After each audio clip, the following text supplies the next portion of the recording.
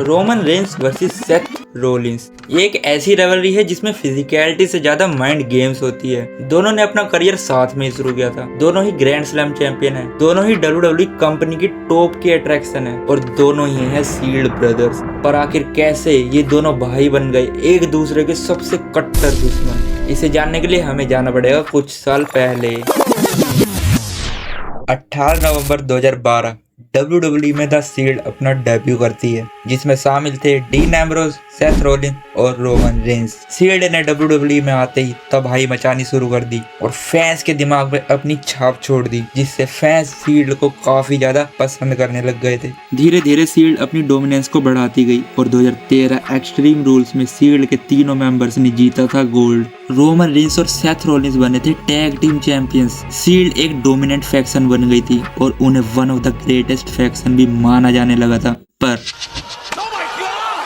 2 जून 2014 को Seth Rollins ने Roman Reigns की पीठ पर मारा था चेयर शॉट, जिसको देख सभी फैंस स्टन्ड रह गए थे। इसी एक मोमेंट ने रोमन रेंस और सेथ रोलिंस की कट्टर दुश्मनी का बीज बो दिया था। और फिर आती है रेसलमेनिया 31, जिसमें मैच था Roman Reigns versus broke Lesnar और ये रोमन रेंस का पहला रेसलमेनिया मेन इवेंट था। पर वहां पर सेथ रोलिंस ने आकर अपना money in the bank cash in कर दिया और फिर बन गए नए चैंपियन। और यहाँ से दोनों की दुश्मनी और भी ज्यादा गहरी हो गई, क्योंकि सेथ रोलिंस ने कर दिया था मेन इवेंट खराब रोमन रेंस का।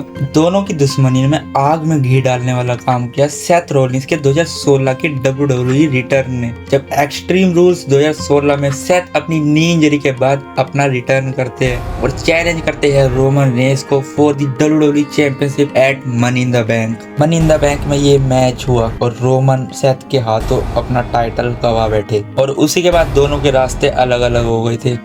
पर फिर 2022 की स्मैकडाउन में दोनों का आमना सामना दोबारा से होता है, पर इस बारी दोनों के कैरेक्टर्स बिल्कुल अलग थे। रोमन रेंस बन गए थे ट्राइबल चीफ और सेथ रोलिंस थे विजनरी। फेस ऑफ के बाद दोनों का मैच हो गया official eight royal rumble for the universal championship. पर इस बार दोनों की राइवलरी काफी ज्यादा पर्सनल हो गई थी। दोनों ने ही एक दूसरे के बारे में काफी पर्सनल बातें बोली थी। सेथ रोलिंस ने रोमन को ये बोला था कि वो पॉल हेमन और ब्लड लाइन के बिना कुछ नहीं है। रोमन को हर एक मैच जीतने के लिए किसी न किसी की जरूरत पड़ती है। 10 साल पहले उसके पास मैं था और अब पॉल हेमन है। सेथ कहते हैं कि रोमन अकेले दम पर कुछ नहीं कर सकता, उसको किसी न किसी के माइंड की जरूरत पड़ती है जो उसको चला सके। पर रोमन के पास भी इस लाइन का जवाब था। उन्होंने भी काफी ज्यादा पर्सनल बातें बोली सेथ रोलिंस के लिए। रोमन रेंस ने सेथ रोलिंस को क्लाउन तक बोल दिया था, जो कि जोकर होता है, और कहा था अगर मुझे किसी मेगा स्टार से मैच लड़ना होता तो मैं तुम्हारी वाइफ को चुनता, क्योंकि वो तुमसे बड़ी स्टार है। दोनों ने ही एक दूसरे के बारे में काफी ज्यादा पर्सनल कमेंट करे थे,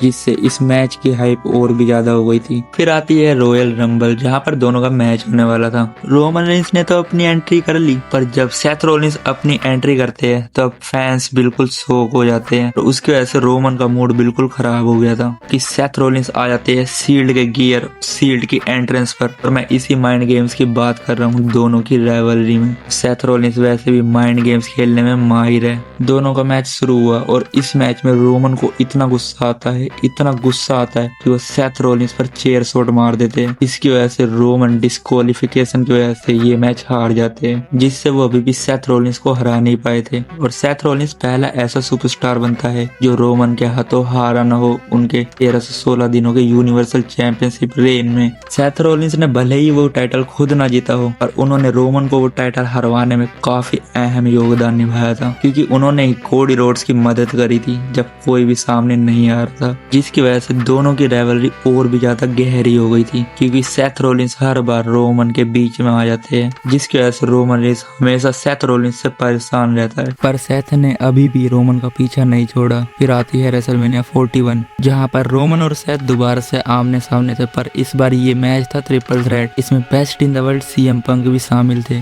सेथ रोलिंस ने ये मैच जीता और उन्होंने रोमन रेंस को पिन भी किया था और उनसे छीन लिया था उनका वाइज मैन पॉल हेमन। जिसके बाद रोमन रेंस बिल्कुल अकेले हो चुके थे, क्योंकि पॉल हेमन ही था जो उनका साथ दे रहा था। और इस एक मोमेंट के बाद दोनों की राइवलरी और भी ज्यादा इंटेंस हो गई।